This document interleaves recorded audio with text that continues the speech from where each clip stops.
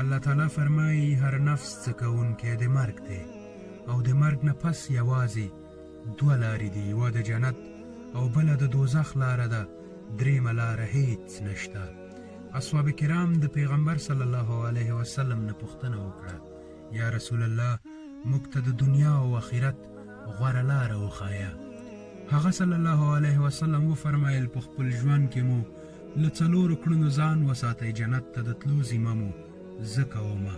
له هر څه نه مخکې هر وخت رښتیا ووایاست، که څه هم تاسې ته په هغه کې هلاکت ښکاري، خو بیا هم رښتیا ووایاست، ځکه په دروغجن د الله تعالی لعنت او بریا په رښتیا کې ده.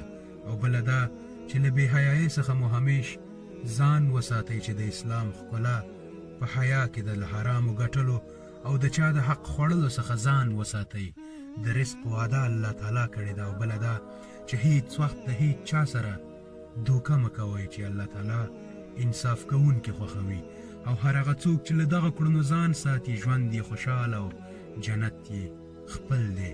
پیغمبر صلی الله علیه وسلم فرمایي جنتیانو ته به د جنت په دروازو کې ښه راغلاست او مبارکباد وویل شي، مرګ مو خلاص او تلپاتې ژوند مو مبارک شه. السلام علیکم.